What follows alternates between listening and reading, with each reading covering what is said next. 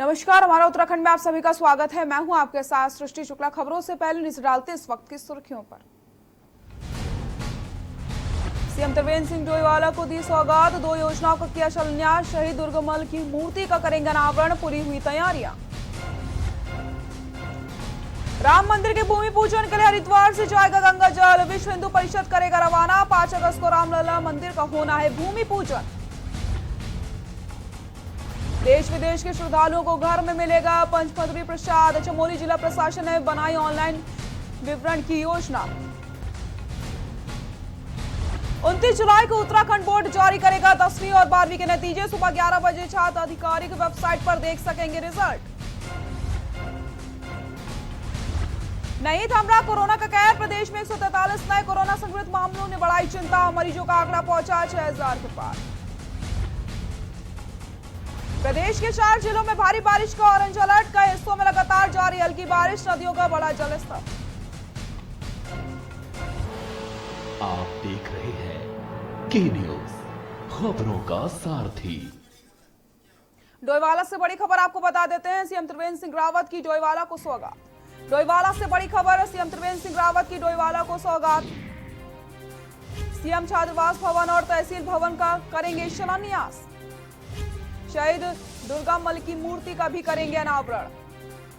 आपको बता दें, इसकी पूरी तैयारियां कर ली गई हैं। डोईवाला प्रशासन ने पूरी तैयारियां कर ली हैं। डोईवाला से बड़ी खबर बता दें आपको, सीएम त्रिवेंद्र सिंह रावत की डोईवाला को सौगात। सीएम छात्रावास भवन और तहसील भवन का शिलान्यास करेंगे। शहीद दुर्गामल की मूर्ति का भी करेंगे अनावरण। आपको बता दें, जिसको लेकर डोईवाला प्रशासन ने सभी तैयारियां पूरी कर ली हैं। डोईवाला के लिए खुशखबरी वाली बात है सीएम त्रिवेंद्र सिंह रावत की डोईवाला को सौगात। आपको बता दें, सीएम छात्रावास भवन और तहसील भवन का करेंगे शिलान्यास। शहीद दुर्गामल की मूर्ति का भी करेंगे अनावरण। और इस चीज को लेकर जिला प्रशासन ने पूरी तैयारियां कर ली हैं। डोईवाला प्रशासन की तरफ से तैयारियां पूरी कर ली गई हैं। सीएम त्रिवेंद्र सिंह रावत की डोईवाला को सौगात। सीएम छात्रावास भवन और तहसील भवन का करेंगे शिलान्यास। आपको और इसी खबर पर ज्यादा जानकारी के लिए हमारे सहयोगी राजकुमार हमारे साथ जुड़ चुके हैं। राजकुमार, सीएम की तरफ से डोईवाला को सौगात दी जा रही है, क्या कुछ अपडेट है? तो देखिए, मुख्यमंत्री त्रिवेंद्र सिंह रावत डोईवाला के विधायक भी हैं, तो इसी कड़ी में डोईवाला को लगातार एक के बाद एक तमाम विकास योजनाएं मिल रही हैं जो लगातार धरातल पे उतर रही है। इसी कड़ी में आज जब मुख्यमंत्री 11 बजे डोईवाला पहुंचेंगे तो यहाँ सबसे पहले शहीद दुर्गामल डिग्री कॉलेज में पहले जो शहीद दुर्गामल जी की मूर्ति है उसका अनावरण करेंगे। इसके बाद छात्रावास भवन का जो है शिलान्यास करेंगे। और इसी के बाद इसके बगल में जो बेल मंडी है वहां पर तहसील भवन बनने जा रहा है 4 करोड़ 2 लाख की लागत से, तो उसका यहाँ पर शिलान्यास करेंगे। इसके अलावा पौधारोपण का भी कार्यक्रम है। तो हम कह सकते हैं कि डोईवाला विधानसभा के लिए एक आज का दिन जो है काफी बड़ा दिन है, क्योंकि 2 बड़ी योजनाएं डोईवाला के लोगों को मिलने जा रही हैं। तमाम छात्रों की डिमांड लंबे समय से थी कि कॉलेज में जो है छात्रावास का निर्माण किया जाए, तो वो कहीं ना कहीं आज पूरी होती दिख रही है। तहसील भवन की अगर हम बात करें तो अस्थायी भवन में ये चल रहा था काफी लंबे समय से। इसकी स्थायी भवन की मांग उठ रही थी, क्योंकि हमने देखा कि जिस तरह से तहसील भवन में पार्किंग की सुविधा नहीं है, इसके अलावा टॉयलेट की सुविधा नहीं थी, तमाम तरह की असुविधाओं का सामना लोगों को करना पड़ता था। कहीं ना कहीं अब ये जो तहसील भवन बनने के लिए आज से शुरू हो रहा है, तो कहीं आधुनिक भवन ये बनेगा। 3 मंजिला ये भवन होगा, लिफ्ट इसमें लगेगी, तो हम कह सकते हैं कि काफी ज्यादा सुविधाओं से ये भवन होगा। तो आज ये सभी योजनाएं जो है डोईवाला को मुख्यमंत्री सौंपेंगे, तो कह सकते हैं कि डोईवाला के विकास को लेकर मुख्यमंत्री हमेशा चिंतित भी रहते हैं, किस तरह से विकास आगे बढ़े, इस पर लगातार चर्चा भी करते हैं। जी राजकुमार जी, बहुत बहुत शुक्रिया आपका इन सभी जानकारी के लिए। तो डोईवाला से खबर आपको हम बता रहे हैं, जहां पर सीएम छात्रावास भवन और तहसील भवन का शिलान्यास करेंगे। शहीद दुर्गामल की मूर्ति का भी अनावरण करेंगे। तो डोईवाला के विकास के लिए लगातार सीएम की तरफ से व्यवस्थाएं की जा रही है, लगातार वो सजग दिखाई दे रहे हैं डोईवाला के लिए। और इसको लेकर डोईवाला प्रशासन ने सभी तैयारियां पूरी कर ली।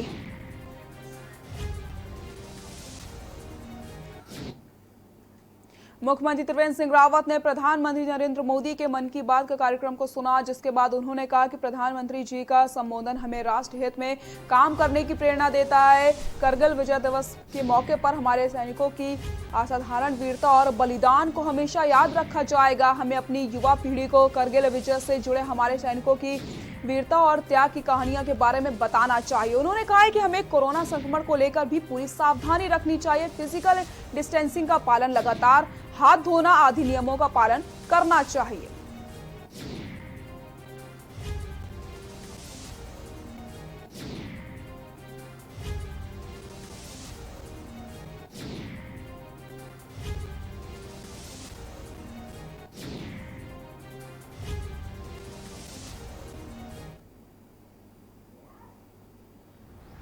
इतिहास इस बात का गवाह है कि जब भी देश को आवश्यकता पड़ी, उत्तराखंड के जवानों ने, हमारे सैनिकों ने अगली पंक्ति में खड़े होकर के और देश की रक्षा का जिम्मा उठाया। आज़ादी के बाद देश के पहले परम वीर चक्र जिनको मिला, मेजर शर्मा, वो उत्तराखंड के करगिल युद्ध में 75 हमारे सैनिकों ने देश की सीमाओं की सुरक्षा के लिए, देश के मान सम्मान के लिए अपना बलिदान दिया है। 37 सैनिक हमारे उसमें सम्मानित भी हुए, उनको अनेक अवार्ड।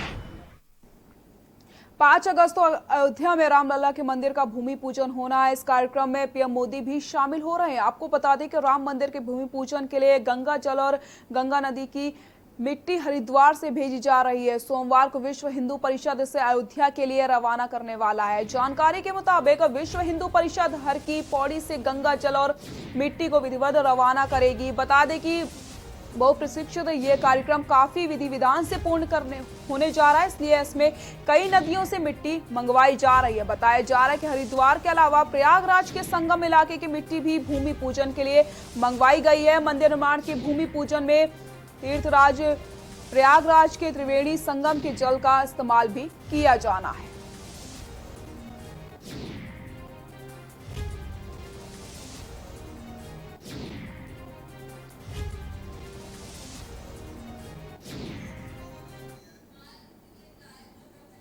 अब देश विदेश के श्रद्धालु बद्रीनाथ धाम का पंचबद्री प्रसाद घर बैठे प्राप्त कर सकते हैं। चमोली जिला प्रशासन ने बद्रीनाथ के पंचबद्री प्रसाद के ऑनलाइन विपणन की योजना बना ली है। इसके लिए प्रशासन ने अमेजन इंडिया कंपनी से करार कर लिया है। कंपनी को 500 पैकेट भी उपलब्ध करवा दिए गए हैं। पंचबद्री प्रसाद के एक पैकेट की कीमत 400 रुपए है। जोशीमठ की 12 महिला समूह चौलाई के लड्डू, 5 महिला समूह धूप बनाने का काम करती हैं। बीते वर्ष समूह की महिलाओं ने बद्री प्रसाद से करीब 35 लाख की आय अर्जित की थी, लेकिन इस बार कोरोना संकट के चलते महिलाओं को आर्थिक नुकसान झेलना पड़ रहा है। जिलाधिकारी स्वाति एस भदौरिया की पहल पर बद्रीनाथ धाम के प्रसाद की ऑनलाइन बिक्री की योजना बनाई जा रही है।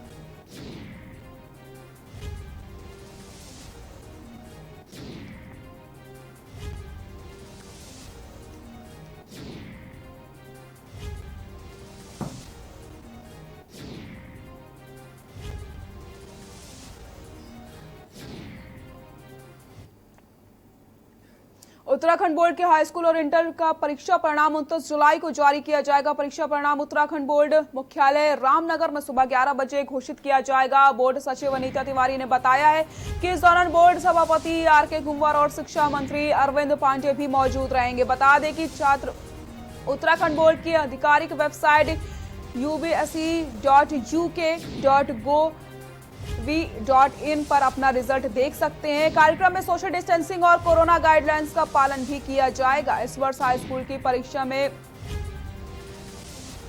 14,75,088 छात्र और इंटरमीडिएट में 11,09,216 छात्र शामिल हुए थे।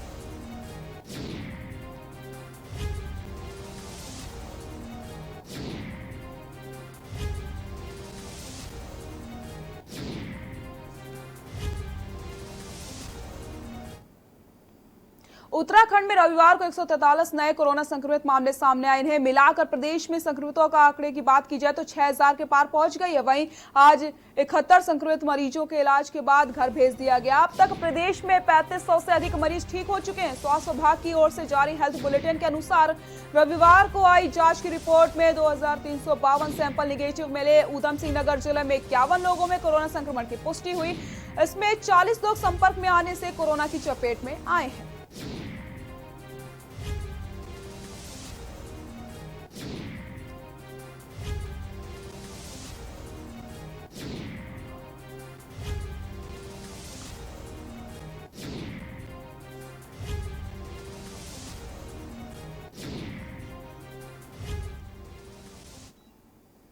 मुख्यमंत्री द्वारा दिए गए डेंगू अटैक प्रोग्राम के निर्देशों पर सभी जनता और कार्यकर्ताओं से अपील करी गई। हर रविवार डेंगू पर हमला होता है। मैंने अपने घर के कई स्थानों को भी साफ किया है, आपको भी करना चाहिए।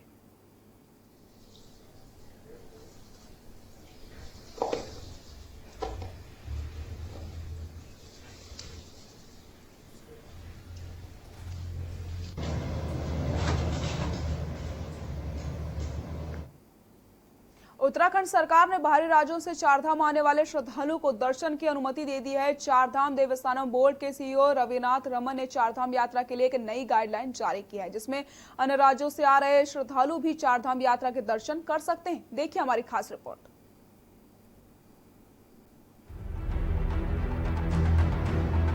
उत्तराखंड सरकार द्वारा चारधाम के लिए जारी इस एसओपी के तहत बाहरी राज्यों से आने वाले श्रद्धालुओं को 72 घंटे पहले कोविड टेस्ट की निगेटिव रिपोर्ट अपने साथ लानी होगी। साथ ही देवस्थानम बोर्ड की वेबसाइट पर उन्हें अपनी आईडी और रिपोर्ट को रजिस्टर्ड करना होगा, जिसके बाद उन्हें चारधाम यात्रा के लिए पास जारी किया जाएगा। वहीं बाहरी राज्यों से आने वाले तीर्थयात्रियों को अपने साथ कोविड-19 की टेस्ट की ओरिजिनल रिपोर्ट और आईडी साथ रखनी होगी, जिसके बाद राज्य में प्रवेश के समय इनके पास और डॉक्यूमेंट्स को चेक किया जाएगा। तो पता है वो पते पे उन्होंने अपना क्वारंटाइन पूरा अवधि अपनी पूरी कर ली है, तो फोटो आईडी इस तरह के पते का प्रूफ और जो पास है, पास की कॉपी के साथ में वो जा सकते हैं। प्रत्येक व्यक्ति को ये डॉक्यूमेंट्स यात्रा के दौरान हर वक्त अपने साथ ये डॉक्यूमेंट्स रखना अनिवार्य होगा। तो इस संबंध में आज इसमें नए जो ये एसओपीज है जारी कर दिए गए हैं। उत्तराखंड की विश्व प्रसिद्ध चारधाम यात्रा 1 जुलाई से जारी है। अनलॉक 2 के मद्देनजर उत्तराखंड सरकार पहले ही चारधाम यात्रा को शुरू कर चुकी है, लेकिन मानसून सीजन के दौरान चारधाम में यात्रियों की संख्या में बढ़ोतरी नहीं हुई। नए नियम के मुताबिक दर्शन में लोगों की भीड़ न लगे, इसके लिए टोकन सिस्टम की शुरुआत की गई है। देवस्थानम बोर्ड के सीईओ रविंद्रनाथ रमन ने यह भी कहा है कि देश भर से चारधाम दर्शन के लिए श्रद्धालुओं के फोन आ रहे हैं, जो हर साल दर्शन के लिए आते हैं। ऐसे में यात्रियों की डिमांड पर सरकार ने ये निर्णय लिया है। सारी व्यवस्थाएं वो एज इट इज रहेंगी, वो सब में हमने कोई परिवर्तन नहीं किया है। जो पिछले हमारे एसओपी में वो ये उसके एडिशन में है। ये केवल हमने जो राज्य के बाहर के श्रद्धालु है, कई श्रद्धालुओं से हमें बार बार संपर्क कर रहे हैं और वो भी अपना इच्छा प्रकट कर रहे हैं। ऐसे कई श्रद्धालुओं ने हमें संपर्क किया है जो कई वर्षों से यहाँ पर प्रत्येक वर्ष आते हैं। तो एक तरह की उनकी मन्नत भी है कि वो प्रत्येक वर्ष इतने सालों तक वो करेंगे। तो उस सब जो लोगों की अपनी भावनाएं हैं उन सबको ध्यान में रखते हुए, क्योंकि अभी हमारा राज्य का एसओपी इसको अलाउ कर रहा है, तो उसी के क्रम में निर्णय लिया है। उत्तराखंड में चलने वाली चारधाम यात्रा को प्रदेश की आर्थिक रीढ़ माना जाता है। प्रदेश में चारधाम यात्रा शुरू होने से इस यात्रा से जुड़े लोगों के सामने रोजगार के अवसर खुल जाते हैं। टैक्सी चलाने वाले, यात्रा मार्ग पर स्थित होटल, रेस्टोरेंट, ढाबे, प्रसाद बनाने, बेचने, खच्चर घोड़े वाले बड़ी उम्मीदों से श्रद्धालुओं की राह ताकते हैं। देहरादून से के न्यूज के लिए राजेश वर्मा की रिपोर्ट। बरसात के मौसम में भी अगर पहाड़ों में पानी की किल्लत हो जाए तो आप भी अचंभे पड़ जाएंगे। इन दिनों पहाड़ों में पानी से कई जगह मुसीबत बनी हुई है, तो दूसरी तरफ नैनीताल जिले के कई गांव बरसातों में भी पानी के लिए तरस रहे हैं। नैनीताल जिले के बेताल घाट विकासखंड के मझगांव की, जहां पर पानी के लिए बरसात में भी ग्रामीण परेशान है। गांव के ग्रामीणों ने पेयजल लाइन को ठीक कराने के लिए सभी जगह शिकायत दर्ज की है, लेकिन आज तक उनकी पेयजल लाइन ठीक नहीं हो पाई है। लगाओ जरा जोर।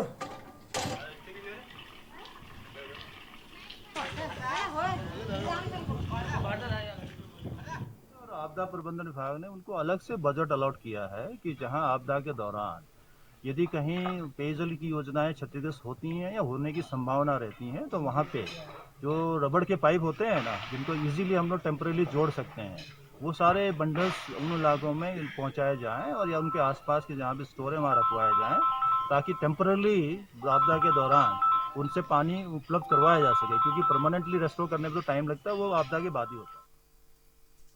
विश्व विख्यात केदारनाथ धाम में अब तक 6000 से अधिक श्रद्धालु दर्शन कर चुके हैं। बारिश और ठंड के मौसम के बीच भी प्रत्येक दिन 200 से अधिक भक्त केदारनाथ धाम पहुंच रहे हैं। भक्तों की चहलकदमी से बाबा केदार की नगरी जयकारों से गूंजमैन हो गई है। अब देश के अन्य हिस्सों में भी भक्तों को धाम आने की इजाजत मिलने के बाद यात्रियों की संख्या में और इजाफा होगा। लेकिन गौरीकुंड से केदारनाथ यात्रा पड़ाव के बीच एक भी दुकान न होने से तीर्थयात्रियों को परेशानी हो रही है। तीर्थयात्रियों को पानी की बोतल तक नसीब नहीं हो रही, जबकि शौचालय की सुविधा भी नहीं मिल पा रही। शौचालय में गंदगी फैली हुई है, जिस कारण तीर्थयात्री नाक में रुमाल लगकर यात्रा करते हैं। धाम में फैली अव्यवस्थाओं से तीर्थयात्री बेहद परेशान हो चुके हैं।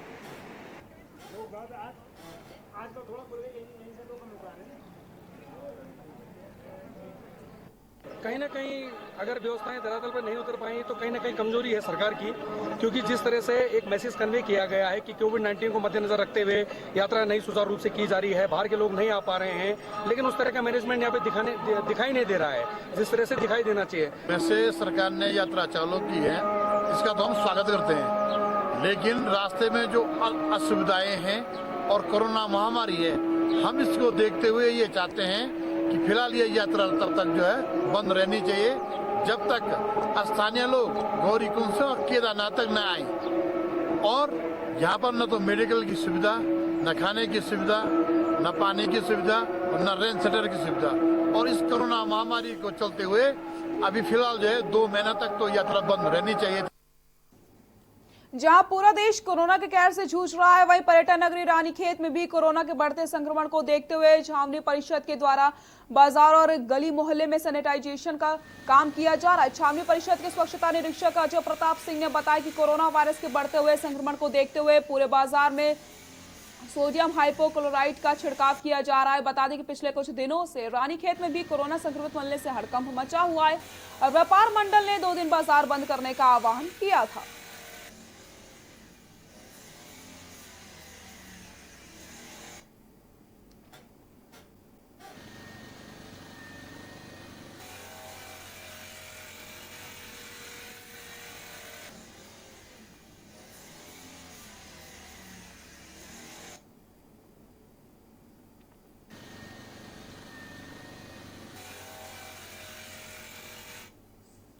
डोईवाला में कोरोना रुकने का नाम नहीं ले रहा। बता दें कि 22 साल की युवती का कोरोना पॉजिटिव होने से क्षेत्र में हड़कंप मच गया। बता दें युवती को कोविड अस्पताल में भर्ती करवाया गया, साथ ही परिवार के 9 लोगों को होम क्वारंटाइन कर दिया गया।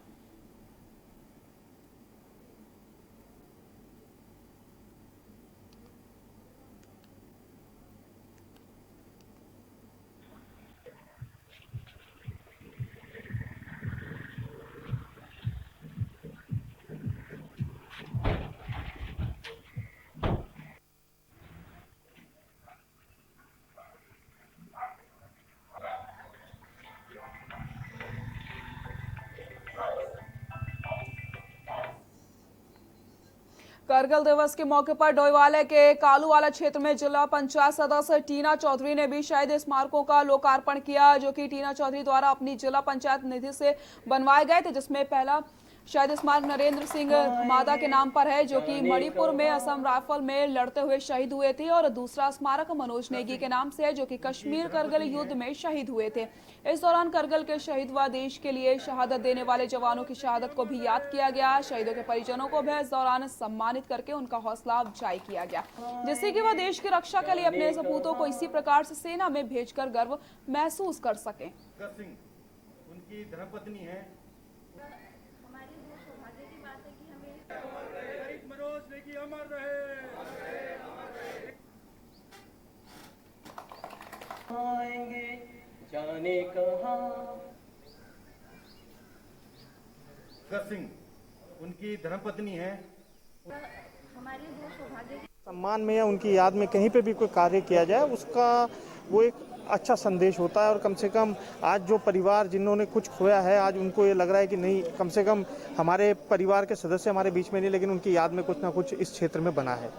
तो मैं इसके लिए जो हमारी जिला पंचायत के सदस्य हैं यहाँ से, टीना जी, उनका धन्यवाद देता हूँ कि उन्होंने एक छोटी से पहल तो करी है जिससे कि एक हमारे शहीदों को सम्मान दिया।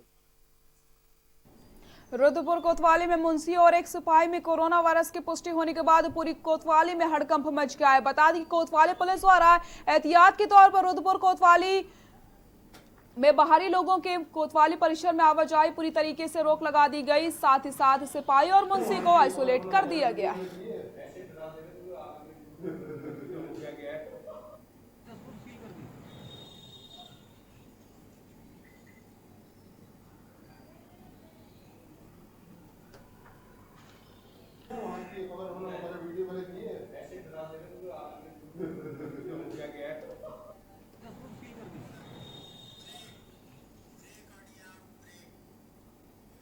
यहाँ रुकते हैं छोटे से ब्रेक के लिए, जल्द हाजिर होते हैं।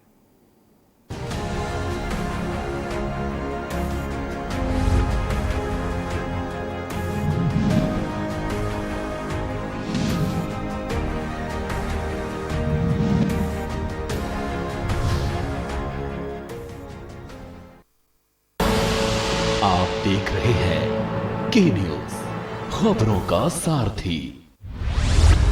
केबल ऑपरेटर्स जो पहुंचाते हैं आप तक हमारी हर बात, सजगता और समझदारी जिनकी है पहचान, जो है कोरोना योद्धा, जो है जिम्मेदार। इन कोरोना योद्धाओं को के न्यूज का सलाम। आप हैं तो हम हैं, आपके बिना हम कुछ नहीं। देश भर के केबल ऑपरेटर्स कोरोना योद्धाओं का के न्यूज की तरफ से हार्दिक अभिनंदन। आप देख रहे हैं के न्यूज, खबरों का सारथी।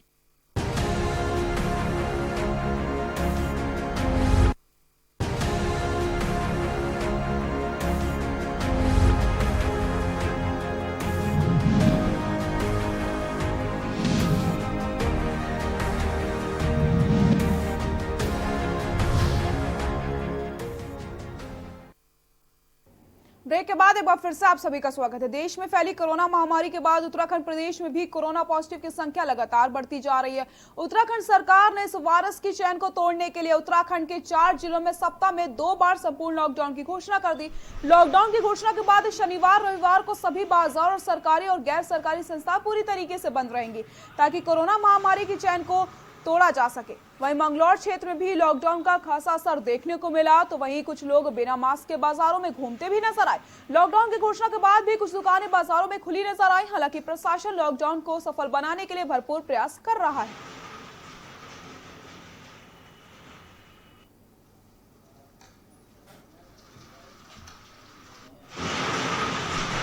कोरोना वायरस के मामले दिन प्रतिदिन पूरे देश में बढ़ते ही जा रहे हैं। बात करें उत्तराखंड की, उत्तराखंड में भी कोरोना वायरस के मामले जो है वो दिन प्रतिदिन बढ़ते जा रहे हैं। इसी को देखते हुए कोरोना वायरस की चेन को तोड़ने के लिए उत्तराखंड सरकार ने जो है हफ्ते में 2 बार यानी कि शनिवार और रविवार को लॉकडाउन की घोषणा की है। इस वक्त हम मंगलौर के मेन बाजार में खड़े हैं। यहाँ संपूर्ण लॉकडाउन देखा जा रहा है। व्यापारियों ने अपनी दुकान बंद कर रखी है। जैसे कि देखा जा सकता है यहाँ जो व्यापारियों ने दुकान पूरी तरह से बंद कर रखी है, जबकि कुछ जो गली मोहल्ले में कुछ लोग हैं वो बेवजह घूम भी रहे हैं। कोरोना वायरस को तोड़ने के लिए ज़रूरी है कि सोशल डिस्टेंस बनाए रखें और सरकार द्वारा बताए गए दिशा निर्देशों का पालन करें। के न्यूज़ के लिए अकील अहमद, मंगलौर। काशीपुर में स्थानीय प्रशासन के द्वारा बीते 12 जुलाई को शहर के 10 स्थानों पर कंटेनमेंट जोन घोषित करने के बाद वहां पर लगाई गई बैरिकेडिंग 14 दिन की अवधि पूरी होने जा रही है। इसकी जानकारी काशीपुर सीओ मनोज ठाकुर ने दी। गौरतलब है कि काशीपुर में बीते दिनों लगातार सामने आ रहे कोरोना संक्रमितों की संख्या में अचानक हुए जाने के बाद स्थानीय प्रशासन के द्वारा 11 जुलाई से लॉकडाउन घोषित करके शहर में आधा दर्जन से अधिक स्थानों को कंटेनमेंट जोन घोषित कर दिया गया था। उन्हीं में से 10 कंटेनमेंट जोनों को आज 14 दिन की अवधि पूरी होने के बाद समाप्त कर दिया जाएगा।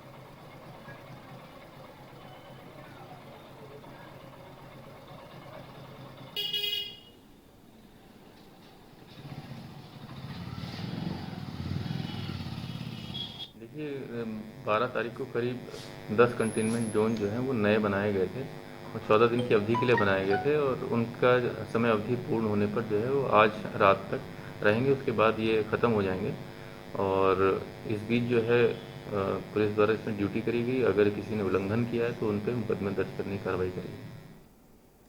पर्यटन नगरी रानीखेत में कोरोना संक्रमण के बढ़ते हुए खतरे को देखते हुए रानीखेत छावनी क्षेत्र के व्यापारियों ने नगर व्यापार मंडल में रविवार व सोमवार 2 दिन बाजार बंद करने का आह्वान किया। संबंध में व्यापार मंडल अध्यक्ष भगवंत नेगी के नेतृत्व में नायब तहसीलदार दलीप सिंह व पुलिस प्रशासन को ज्ञापन दिया गया। अध्यक्ष ने कहा कि रानीखेत जैसी जगह में कोरोना संक्रमितों की संख्या तेजी से बढ़ रही है, जिससे क्षेत्र के व्यापारियों में भय का माहौल बन गया है।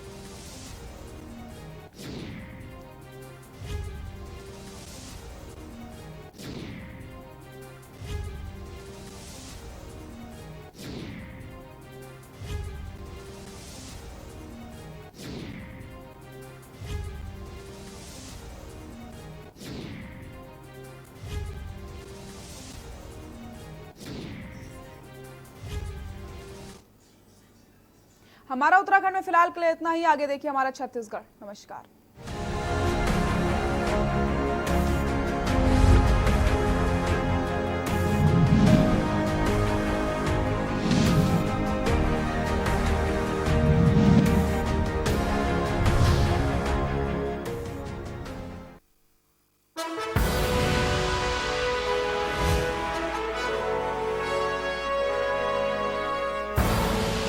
आप देख रहे हैं के न्यूज, खबरों का सारथी।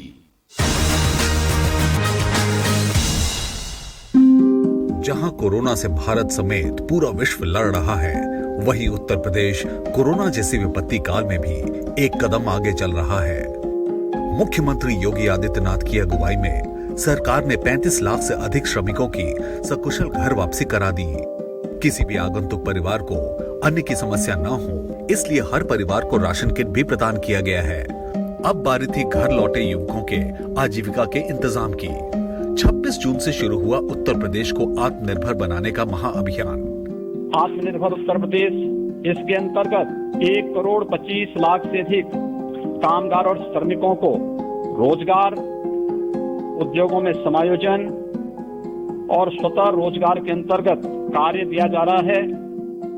घर आए श्रमिकों को स्किल मैपिंग कर हर क्षेत्र का डेटाबेस बनाया गया और इसके उपरांत आज अलग अलग योजनाओं के अंतर्गत प्रदेश में 1.25 करोड़ कामगारों को रोजगार मुहैया कराया जा रहा है। दिल्ली से नासिटी लौटे अजीत कुमार के लिए गांव में पुनः रोजगार पाना एक समस्या थी, परंतु आत्मनिर्भर उत्तर प्रदेश रोजगार योजना के शुभारंभ से अपने ही गांव में वृक्षारोपण का काम मिल गया है। 10 साल हो गए मेरे को काम करते हुए, होटल में जॉब करता था। लॉकडाउन बढ़ता हुआ गया तो वहाँ पे फिर मेरे को बुलाया नहीं गया। फिर यहाँ पे गांव में मेरे को रोजगार मिला, मनरेगा का काम मिला था। खाना पीना के लिए सरकार दे रही है, वैसे राशन दे रही है, अपना गेहूं चावल चना दे रही है। रोजगार पाकर अजित कुमार जैसे अनेक श्रमिकों का न सिर्फ मनोबल बढ़ा है, बल्कि उत्तर प्रदेश को आत्मनिर्भर बनाने में उनके योगदान से संकल्प शक्ति भी बढ़ी है। आवश्यकता ही आविष्कार की जननी होती है और इसे साबित कर रही है उत्तर प्रदेश सरकार, जिसने वैश्विक महामारी से घबराने के बजाय इस विपत्ति काल को उत्तर प्रदेश के नए युग का सवेरा बना दिया है।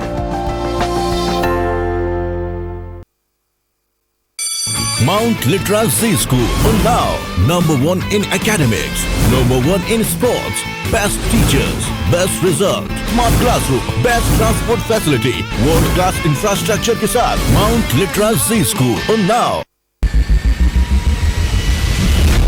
कोरोना संकट के पल पल की अपडेट आप तक पहुंचा रहे हैं 100 कोरोना योद्धा। जुनेद अहमद, संजय विश्वकर्मा, आमिर रजा, मोहित कश्यप, मुकेश कुमार, संदीप शर्मा, संदीप गुप्ता, आलोक मिश्रा, कृष्णा, जहीर अहमद, सिद्धार्थ प्रताप सिंह, दिलदार खान, वरुण शर्मा, अजीत गिरी, गोपाल वर्णवाल, सैयद सभी अब्बास, अर्जुन देव वासने, अमित कुमार।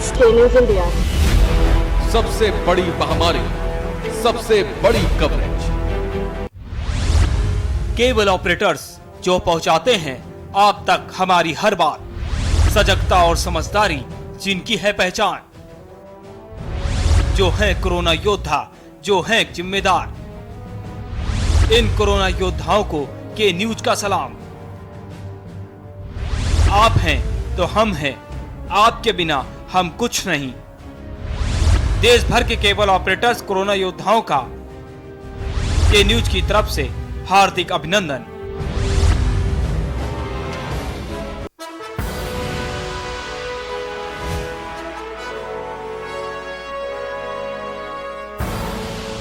आप देख रहे हैं के न्यूज, खबरों का सार।